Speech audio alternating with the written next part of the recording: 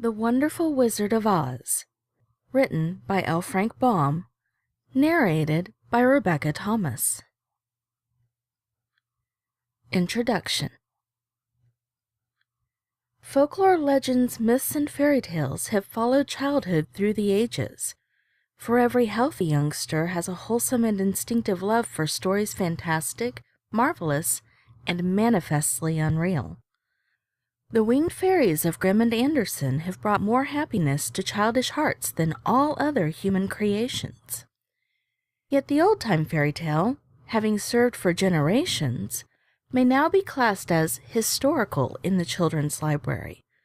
For the time has come for a series of newer wonder tales in which the stereotyped genie, dwarf, and fairy are eliminated, together with all the horrible and blood-curdling incidents devised by their authors to point a fearsome moral to each tale. Modern education includes morality. Therefore, the modern child seeks only entertainment in its wonder tales and gladly dispenses with all disagreeable incident. Having this thought in mind, the story of the Wizard of Oz was written solely to please children of today. It aspires to being a modernized fairy tale in which the wonderment and joy are retained and the heartaches and nightmares are left out. L. Frank Baum, Chicago, April 1900. Chapter 1. The Cyclone. Dorothy lived in the midst of the great Kansas prairies, with Uncle Henry, who was a farmer, and Aunt Em, who was the farmer's wife. Their house was small, for the lumber to build it had to be carried by wagon many miles. There were 4 walls, a floor, and a roof, which made one room, and this room contained a rusty-looking cook stove, a cupboard for the dishes, a table, 3 or 4 chairs, and the beds. Uncle Henry and Aunt Em had a big bed in one corner, and Dorothy a little bed in another corner. There was no garret at all, and no cellar, except a small hole dug in the ground called a cyclone cellar, where the family could go in case one of those great whirlwinds arose, mighty enough to crush any building in its path. It was reached by a trap door in the middle of the floor, from which a ladder led down into the small dark hole. When Dorothy stood in the doorway and looked around, she could see nothing but the great gray prairie on every side. Not a tree nor a house broke the broad sweep of flat country that reached to the edge of the sky in all directions. The sun had baked the plowed land into a gray mass, with little cracks running through it. Even the grass was not green, for the sun had burned the tops of the long blades until they were the same gray color to be seen everywhere. Once the house had been painted, but the sun blistered the paint and the rains washed it away, and now the house was as dull and gray as everything else. When Aunt Em came there to live, she was a young, pretty wife. The sun and wind had changed her, too. They had taken the sparkle from her eyes and left them a sober gray.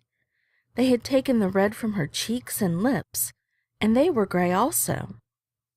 She was thin and gaunt and never smiled now. When Dorothy, who was an orphan, first came to her, Aunt Em had been so startled by the child's laughter that she would scream and press her hand upon her heart whenever Dorothy's merry voice reached her ears, and she still looked at the little girl with wonder that she could find anything to laugh at. Uncle Henry never laughed. He worked hard from morning till night and did not know what joy was.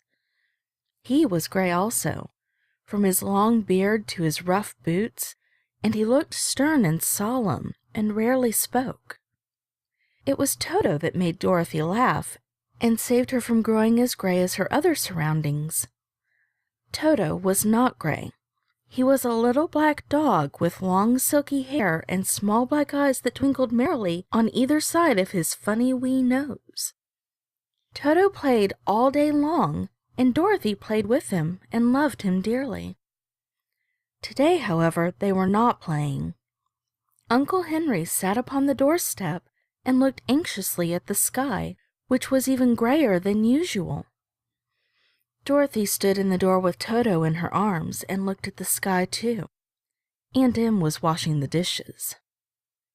From the far north they heard a low wail of the wind, and Uncle Henry and Dorothy could see where the long grass bowed in waves before the coming storm. There now came a sharp whistling in the air from the south, and as they turned their eyes that way, they saw ripples in the grass coming from that direction also. Suddenly Uncle Henry stood up. "There's a cyclone coming, Em," he called to his wife.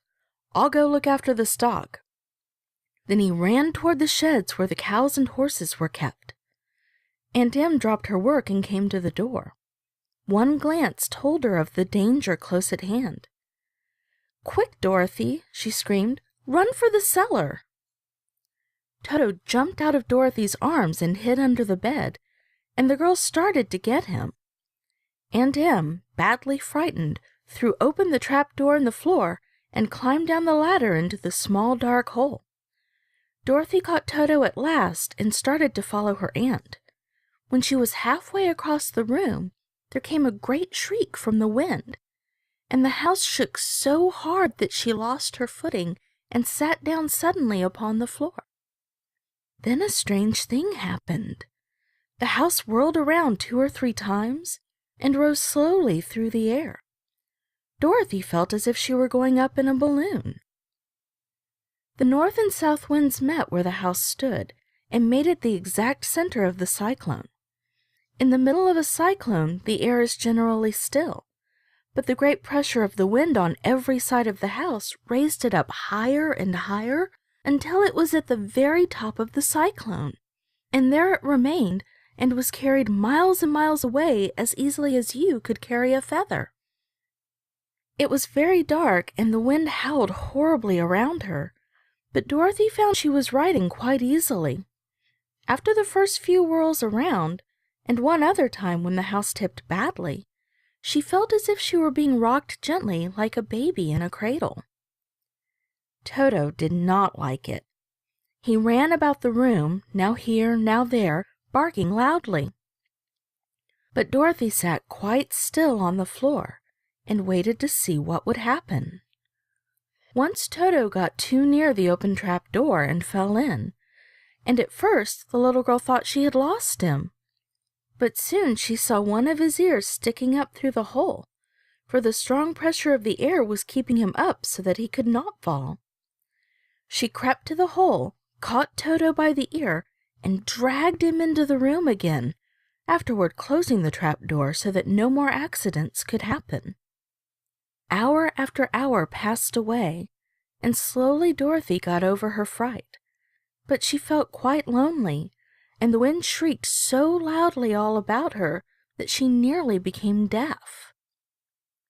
At first she had wondered if she would be dashed to pieces when the house fell again, but as the hours passed and nothing terrible happened, she stopped worrying and resolved to wait calmly to see what the future would bring.